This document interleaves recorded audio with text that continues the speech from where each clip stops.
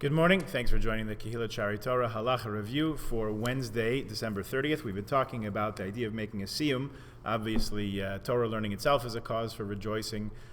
Completing or concluding a major portion of Torah study is itself yet another level of rejoicing. So we're talking about making a celebration during that. Now, if there's a wedding, if there's a bris, if there's other joyous occasions taking place, so on those days, given our already existing closeness, proximity, perception of the Shekhinah among us, of God's presence among us, we omit Tachanun. Tachanun is something that adds that connection when we don't, when it's not a particularly joyous day and we're not feeling particularly close necessarily.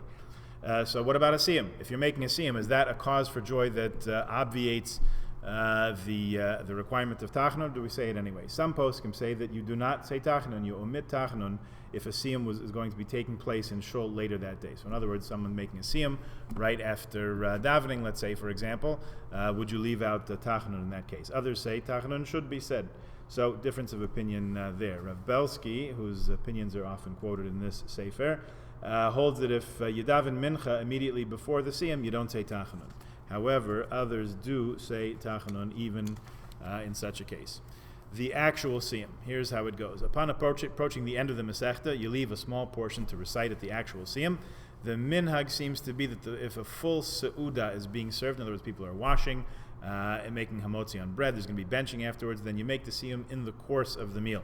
However, if cake and soda are being served at the siyum, so you make the siyum first and you have your piece of cake, sponge cake, and your schnapps afterwards.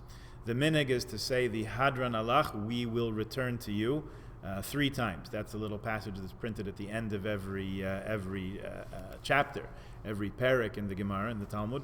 And there's a longer Hadran at the end of each Masechta. We just said it. We were merited to say it in our Essential Talmud class the other week. And hopefully we'll say it again for Tehillim coming up soon. Also for, as soon as we get back together to our Tuesday morning learning, tractate Shkalim. We're going to make a siyum on that, Amir Hashem. So no fewer than, hopefully, Kanai Nahara, 3 siyumim this year. Tremendous accomplishment. The person declares that they will return to the Masechta and review it many times. If you say it 3 times, why do we say it 3 times? That's a segula to remember our learning. By declaring that you'll review the Masechta 3 times, you actually learn it 4 times, or you actually mention learning it 4 times. And I'll just add that it adds an idea of chazaka, strengthening and establishing something as not temporary but rather permanent in the view of halacha. There's a Yehi Ratzon, there's a V'harevna, make it sweet, make the words of Torah sweet in our mouths, followed by the 10 sons of Rav Papa. Let's see, they give the reasons for that. Yes, we're going to say that in a minute.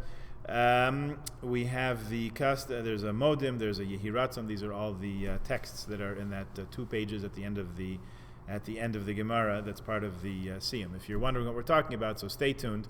We did say the Hadran and the Yehi Ratzon and all these prayers in our siyum in class on via Zoom last week. However, we do intend to do that for the entire congregation as soon as that becomes possible. We have the custom to say Kaddish Hagadol, which is an enhanced version of Kaddish, which includes a mention of Tchias HaMesim, resurrection of the dead, rebuilding and restoration of the temple, the Beis HaMikdash in Yerushalayim, the eternal and undivided capital of Israel. One reason for doing this is that finishing a Masechta, finishing a tractate, brings about Kvod Shemayim, honor for heaven, for God. So we recite a Kaddish that speaks about the honor of Hashem and the Messianic era. Some recite the regular Kaddish D'Rabbanan. The one who finished the Masechta may recite the Kaddish even if parents are alive.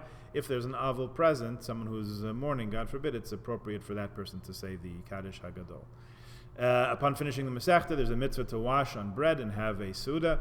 If one is unable to do this, then eating a cake, mizonot, is sufficient. One should sing Zmiris in honor of the Siyum. Migdol is recited at benching just as on Shabbat. So there's another liturgical change.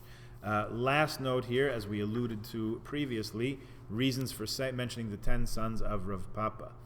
Some say that Rav Papa was a rich man and would make a siyum whenever a Masechta was completed. Therefore, we mention all of his sons when we finish a Masechta. Additionally, there are 10 places in Shas where there are disputes, and Rav Papa made peace by accepting both of the opinions stated. There's a model for our times. Rav Papa was a vehicle in bringing the completion, the shleimut of the Torah into the world. Shleimus Therefore, he merited to have 10 children, and we mentioned them at the time of Shleimus, when a Siyum Masechta, when we're a Mashlim, we are complete, we're Messiah a Masechta, complete a Masechta. So that's what they have to say about making a Siyum and all that. So hopefully, as we said, we'll merit to make many more of those individually and as a community, and we'll be strengthened by our learning. Have a good day. We'll see you tomorrow.